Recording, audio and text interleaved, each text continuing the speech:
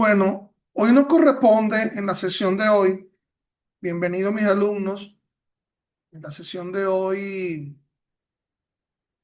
28 de julio de 2025, de la clase de la asignatura Proceso Penal y Garantías del Acusado. Bienvenidos mis alumnos de la especialización en Derechos Humanos de la Universidad Central de Venezuela y al público en general, oyentes que puedan estar presentes en esta sesión del día de hoy. Mi nombre es Ángel Serpa Aponte y todas estas clases mías vinculadas al ámbito del derecho penal, del derecho penal constitucional, del derecho procesal penal, la pueden encontrar ustedes en mi canal YouTube, Ángel Serpa Ponte, al cual los invito a que se suscriban y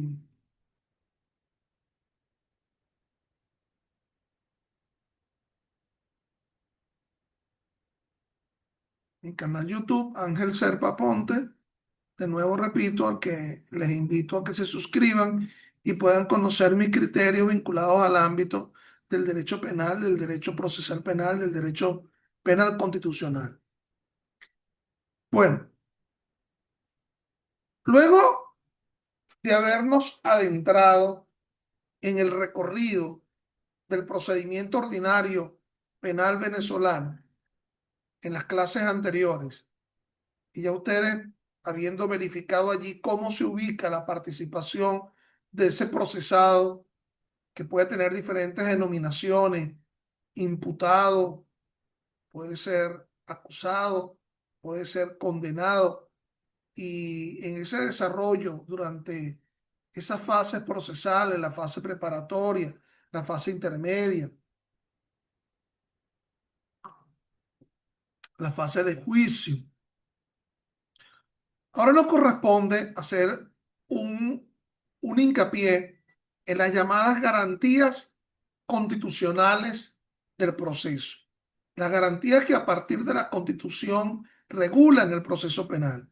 Ya la Constitución, o por lo menos esta Constitución de la República Bolivariana de Venezuela, publicada inicialmente pues el 30 de diciembre del año 1999, luego de ese proceso constituyente que se verificó durante todo el año 1999. Por ahora se anuncia un nuevo proceso constituyente, pero yo creo que eso está un poco como venido a menos, está como un poco callado, ¿no? A lo mejor resulta que al terminar este curso tendremos un nuevo proceso constituyente, ya se ha anunciado. Yo no lo creo, yo todavía me permito pensar que nos iremos a quedar con esta constitución por durante mucho tiempo. En todo caso, esa constitución dejó de ser el simple librito político, es decir, donde las instituciones del poder público se encontraban reguladas, las atribuciones de las distintas ramas del poder público nacional se encontraban regulados, y pasa a ser un libro de interpretación procesal. Es decir, las garantías constitucionales del proceso concebidas en la propia Constitución permiten resolver más de un ingente problema desde un punto de vista procesal. Es decir, la llamada visión forense de la Constitución. La Constitución ya como un texto fundamental a los efectos de la interpretación del proceso, pero sobre todo del proceso penal, también de los otros procesos y procedimientos en el ámbito judicial nacional venezolano. Obviamente que ello se va a rescatar a partir de un instituto que ustedes deben haber oído, que es el concepto del llamado debido proceso. El debido proceso que está siendo regulado en el artículo 49 de nuestra Constitución. Pero he aquí que a lo largo de esa Constitución, en diferentes normas, en diferentes artículos de la Constitución, también se regulan aspectos procesales que no solamente están presentes dentro del artículo 49 de la Constitución, por lo cual yo he venido denominando esto el debido proceso propio, aquello que está en el propio artículo 49 de la Constitución, y el debido proceso extensivo, Otras normas constitucionales que se encuentran pululando allí en el ámbito de la Constitución, que regulan de alguna forma el proceso y que no se encuentran en el artículo 49 y que son tan importantes como el propio artículo 49. Ya observamos en el Código Orgánico Procesal Penal, por ejemplo, para la nulidad de los actos procesales, artículos 174, 175, el llamado al respeto de las normas constitucionales. El artículo 19 del propio Código Orgánico Procesal Penal exige lo que se establece, lo que se denomina el control difuso de la constitucionalidad. Es decir, que el juez pudiera desaplicar una norma procesal porque está en contradicción a lo que establece la propia Constitución. La Constitución como norma suprema a partir de lo que se indica en el artículo 7 de la propia Constitución. Esa Constitución que está repleta de derechos, deberes, garantías, que está repleto de normas, principios y valores, a partir de los cuales se puede ir estableciendo una interpretación consona del proceso, ya no solamente en el punto y letra, en el punto y coma de la ley procesal, el Código Orgánico Procesal Penal, sino atender a lo que establece la propia Constitución. Entonces, en base a ello, hemos venido hablando de un llamado debido proceso propio y un debido proceso extensivo. Diferentes serían las normas que establecen ese debido proceso extensivo, es decir, artículos distintos al propio artículo 49. Por ejemplo, el artículo 2, el artículo 22, el artículo 23, el artículo 24, el principio de legalidad procesal, artículo 253, el carácter instrumental del proceso, artículo 257. Pero vamos tono a tono, empezando a partir de las normas iniciales de la propia Constitución, abordando la relación entre los principios constitucionales que de alguna forma se encierran en el proceso penal. Y empezaríamos con una norma inicial, el propio artículo 2 de la Constitución. El artículo 2 de la Constitución establece que Venezuela es un Estado social, democrático, de derecho y de justicia. Entonces, en primer lugar, el concepto de Estado, esa noción de Estado que se comulga a partir de la existencia de un territorio, de la existencia de una población, de la existencia de un gobierno. Así, el propio artículo 136 de la Constitución establece lo que se conforma como el poder público nacional. Ese poder público nacional que estaría conformado por el poder legislativo, el que realiza las leyes, el poder ejecutivo, quien realiza los actos de gobierno, el poder judicial, quien realiza la administración de justicia, el poder ciudadano o moral, que hace pautas de recomendación ética o moral, y el poder electoral que realiza el llamado acto electoral.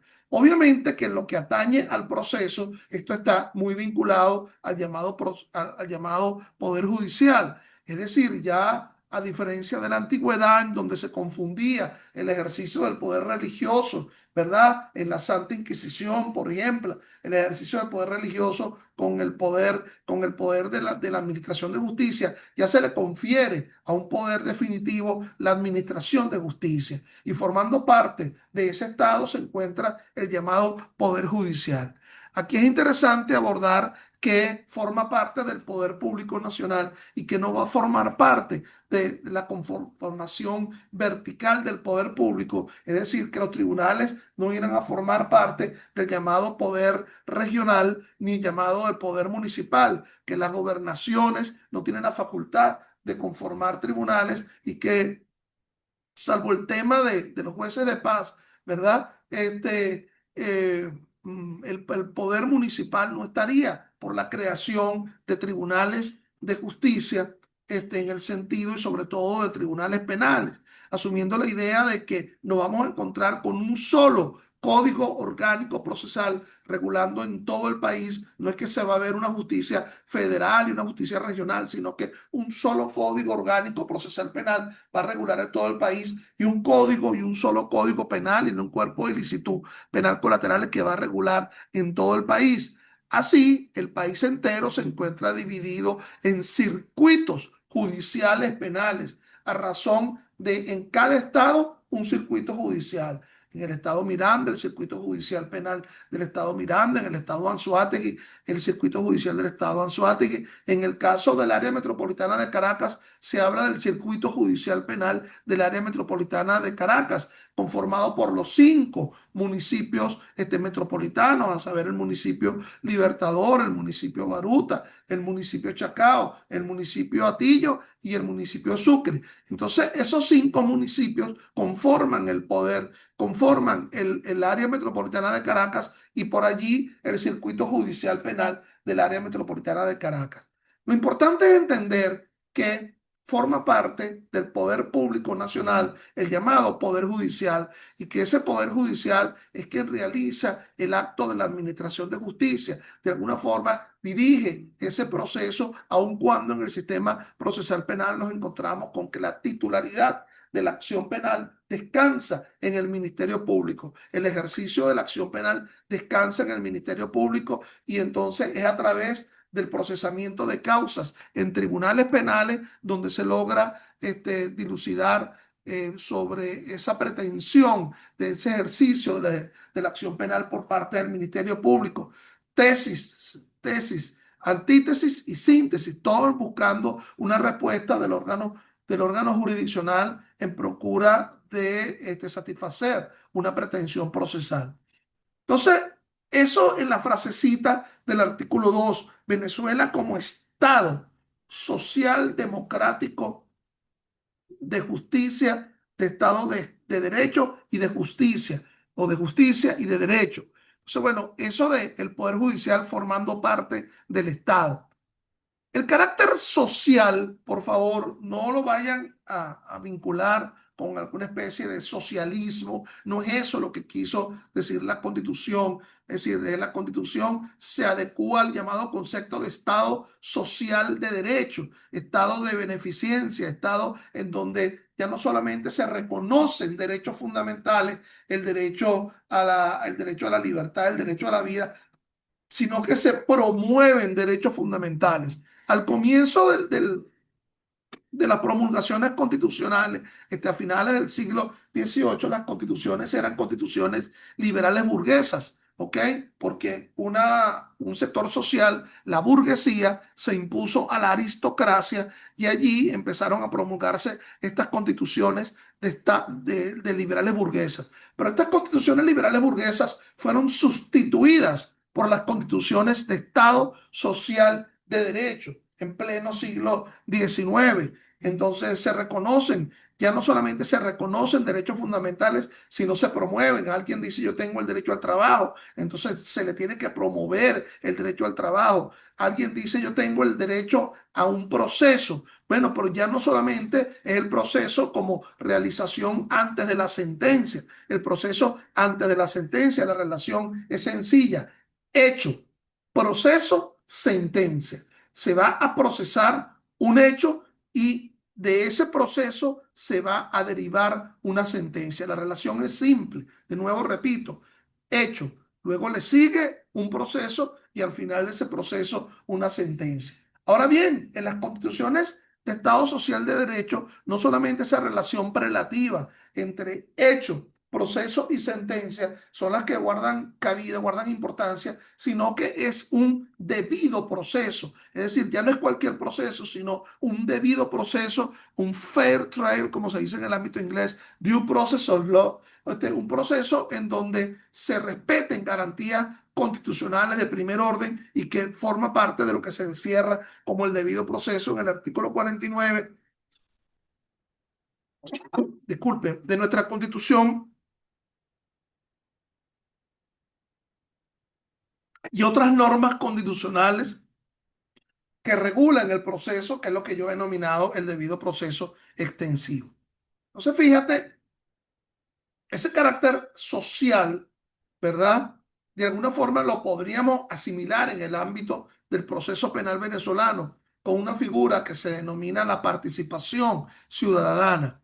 Ese concepto de participación ciudadana se origina por allá por el año del 1215, cuando al rey Juan sin tierra en la Inglaterra medieval se le exige que no solamente el juez como representante, no solamente el rey como representante de Dios en la tierra es quien tiene que juzgar, sino que los señores, los varones, los nobles, los condes, los marqueses le exigieron al rey en aquel momento que ellos, que el acto, que el pueblo debe formar parte del acto de administración de justicia, la llamada participación ciudadana, la existencia de jurados. Claro, en la Venezuela actual, en la Venezuela de 2025, ya no existe el sistema de jurados a lo largo de diferentes reformas del Código Orgánico Procesal Penal. Al comienzo de dicho Código Orgánico Procesal Penal existió el sistema de jurados y el sistema de escabinos. Es decir, el sistema de jurados para los delitos de mayor importancia y el sistema de escabinos, es decir, dos legos, dos personas que no conocieran de derecho, qué sé yo, por ejemplo, disculpen, por ejemplo, un ama de casa, un peluquero, un ingeniero, disculpen un momento, por favor. La patica de la luz está aquí echando broma. Caray, se cayó la luz. Vamos a volverla a colocar. Vamos a colocar la patica de la luz acá para que me pueda iluminar. Disculpen ustedes. Ok, ahora sí.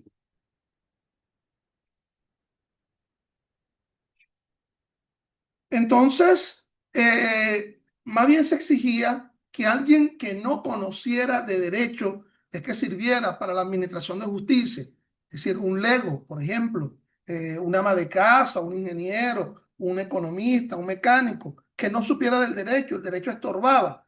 Por lo tanto, ese bonito sueño de la participación ciudadana, de formar parte del acto de administración de justicia, sucumbió. Es decir, a lo largo de diferentes reformas del Código Orgánico Procesal Penal y sobre todo en la reforma 2012, la llamada reforma Chávez, porque el difunto presidente, por vía de la ley habilitante, eliminó ese sistema de participación ciudadana definitivamente. El sistema que quedaba remanente, que era el sistema del escabinado, porque ya se había eliminado anteriormente el sistema de jurado en 2001. Y entonces, definitivamente quedamos con los jueces unipersonales en primera instancia, el enjuiciamiento de la causa y en segunda instancia y en la sala de casación penal del Tribunal Supremo de Justicia nos vamos a conseguir con tribunales colegiados. La Corte de Apelaciones y la Corte Marcial está integrada por 3 magistrados.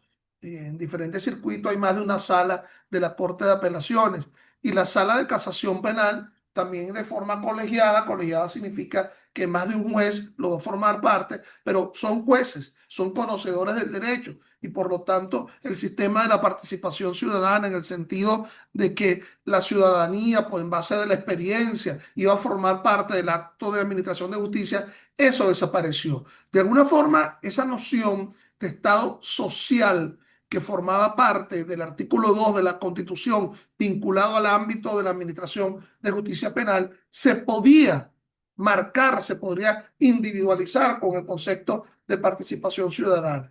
Ello desapareció y existen otras formas, otros remanentes de participación ciudadana, como por ejemplo el hecho que en el caso de las alternativas a la prosecución del proceso, la suspensión condicional del proceso, significa que los consejos, los consejos comunales, los miembros de los consejos comunales son los que van a verificar el cumplimiento de las condiciones por parte de aquella persona que se encuentra en una suspensión condicional del proceso y también en la designación de los jueces, la designación de los jueces también se llama a la designación de los jueces, por ejemplo, del Tribunal Supremo de Justicia se llama también a la colectividad en sentido global sobre si tienen algún tipo de pero o de impedimento en la designación de los jueces. Eso es lo que queda de remanente de la llamada participación ciudadana. El carácter democrático, Estado social democrático, yo no lo voy a mencionar, no lo voy a asumir dentro de esta clase de garantías del acusado. Ustedes entenderán si nos encontramos en el ámbito de una democracia plena o si no nos encontramos en el ámbito de una democracia plena. Pero lo que quiero significar ya es factor crítico allí de mi parte, de alguna forma, no incidiría en la explicación de las llamadas garantías del acusado en el proceso. Es decir, ya es otro factor que estaría mucho más vinculado a un compartir político o a un diferimiento o un perdón o una diferencia con respecto a la manera de conducción política en la que se ensambla el país. Pero pasemos al otro elemento, Estado social democrático de derecho y de justicia. Fíjense que se habla de la conjugación, conjugación y, ¿verdad? Entonces, no es o derecho o justicia, sino habla de derecho y de justicia. La conjugación copulativa está expresado en el sentido de diferenciar que una cosa es el derecho y otra cosa es la justicia. Fíjense que cuando hablamos de Estado de Derecho, estamos hablando del respeto al principio de legalidad. A lo largo de los siglos, el proceso en búsqueda de una constitución era la necesidad de que se reconociera en un texto supremo, en un principio de legalidad, en el sentido, por ejemplo, y yéndonos al ámbito de penal, lo que venía siendo de alguna forma insuflada por los autores, uno de ellos, un penalista muy importante, César Beccaria, César Bonacera, Beccaria o Beccaría, en su obra de 1764 de los delitos y de las penas, donde se habla del llamado nullum crimen, nulla pena, sin el eje, sin el ex certa, scripta. Nadie podrá ser sancionado sino sobre la base de un ilícito que esté descrito en previa pauta de ley, y una previa pauta de ley que se verifique en un texto escrito, pero también punto y coma dice sine judicio. Nadie podrá ser sancionado sino sobre la base de un ilícito que esté descrito en previa pauta de ley, pero que también exista previamente un proceso, un judicio, ¿verdad? Entonces, ello nos hace observar que ese llamado principio de legalidad se ubica en dos o tres bandas, ¿verdad? Uno, el llamado principio de legalidad sustantiva, que lo reafirma el artículo primero del Código Penal. Nadie podrá ser sancionado sino sobre la base de un delito que esté descrito en previa pauta de ley, lo cual reitera el artículo 49, numeral 6 de la Constitución, eso que ya está presente en el artículo primero del Código Penal. Pero también los actos procesales tienen que estar descritos en previa pauta de ley. Es decir, se habla de la tipicidad en el caso de la descripción previa de los delitos y se habla de la taxatividad, tipicidad en el caso de la descripción de los delitos previamente en pauta de ley y taxatividad en el sentido de que los actos procesales tienen que estar descritos previamente en pauta de ley, como lo establece pues el artículo 253 de la Constitución de la República Bolivariana de Venezuela. Entonces, no solamente es importante el respeto a un Estado de derecho en el sentido del respeto del principio de legalidad, enfocado en el propio 49, numeral 6, y hay un principio de legalidad extensivo, porque no solamente en el 49, numeral 6 de la Constitución, en el artículo primero del Código Penal, sino que el Código Penal está diferenciado en un libro primero, un libro que establece lo que se denomina la doctrina jurídico-penal, la dogmática jurídico-penal, donde se establecen los principios generales de tipicidad, de las circunstancias modificativas de la responsabilidad penal, de la culpabilidad, de de la prescripción, etcétera. Y también existe un libro segundo y un libro tercero en donde se describen las familias del delito. Entonces, este principio de legalidad, no solamente el principio de legalidad de cada delito en concreto que está presente en la familia de delitos, sino que los principios que permiten la interpretación de las familias de delitos también han de estar presentes en previa pauta de ley.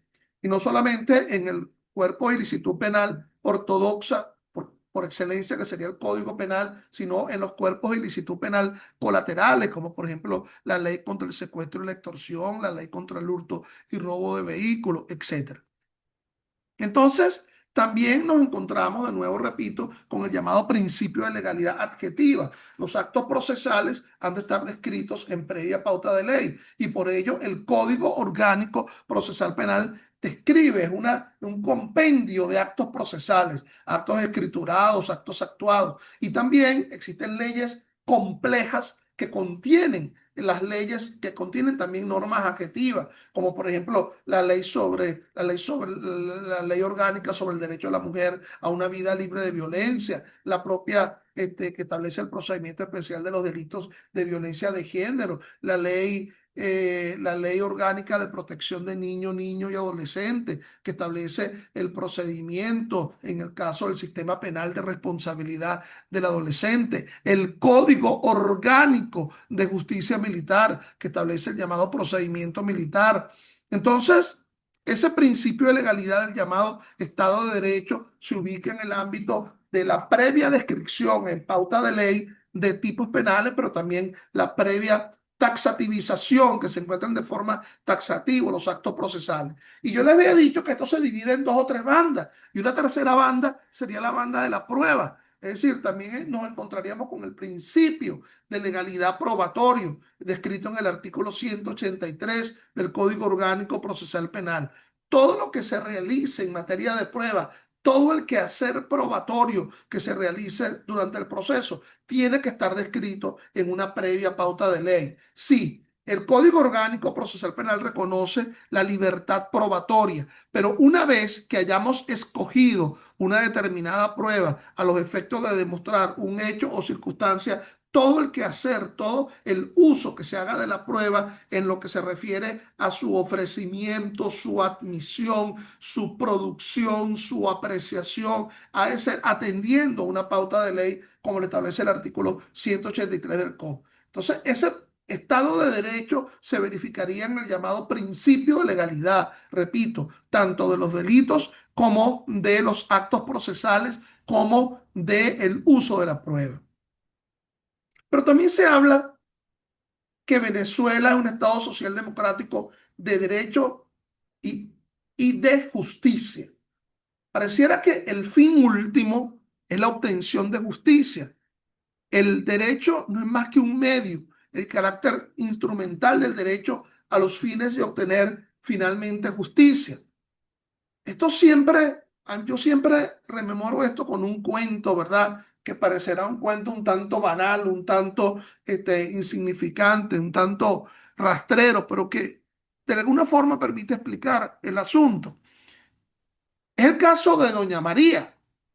Doña María vivía en un mundo de naranjales, tenía muchas naranjas, ¿ok? Y eso se dedicaba a ella a cultivar, tenía dos hijas, Carmen y Petra. Y como estas muchachas vivían en ese mundo de naranjales, Carmen sabía hacer un excelente jugo de naranja, ¿verdad? Entre dulcito y acidito, bueno para tomarlo un día en la mañana, luego una noche de resaca. Eso era lo que sabía hacer y hacía vasos y vasos de jugo de naranja. Sabía que una sola naranja exprimida no iba a satisfacer ni siquiera la cuarta parte de un vaso, que hace falta exprimir más de una naranja para poder satisfacer con llenura un buen vaso de jugo de naranja. La otra, Petra, sabía hacer dulces de naranja. A lo mejor muchos de ustedes no conocerán eso de lo que es el dulce de naranja. No sé, cuando vayan para la colonia Tovar, a lo mejor compran un frasquito. Ese dulce de naranja que se hace con la cáscara de la naranja. Una vez que se exprimido la naranja porque el jugo no nos sirve y entonces, qué sé yo, se le añade azúcar. La verdad es que no sé muy bien cómo es que se hace el dulce, y si se cocina, no sé de qué forma se cocina, y entonces nos encontramos con aquel delicioso dulce de naranja en donde se come el contenido de la cáscara del dulce de naranja. Eso es lo que sabía hacer Petra.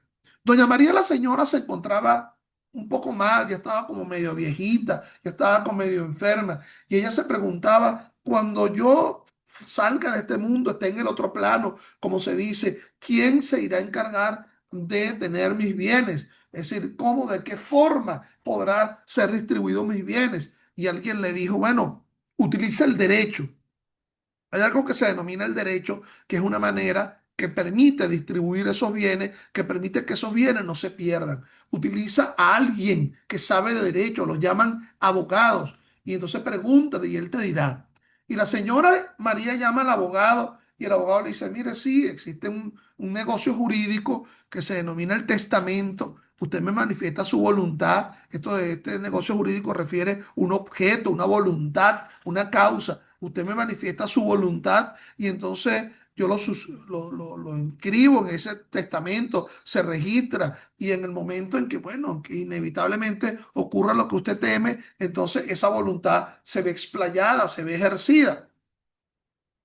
Y doña María manifiesta su voluntad sin error, sin dolo, sin violencia, que son los elementos que afectan la voluntad. Y entonces manifestó ante ese abogado, el abogado tomó nota y a fin de cuentas va y registra el testamento.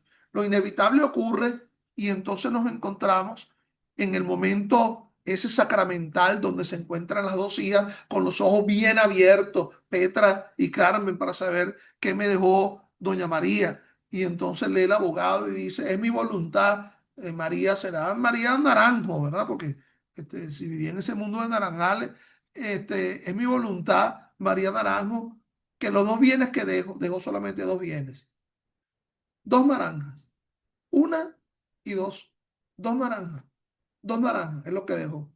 Es mi voluntad que las dos naranjas que yo dejo, se lo dejo a mi hija Carmen. Fin del testamento.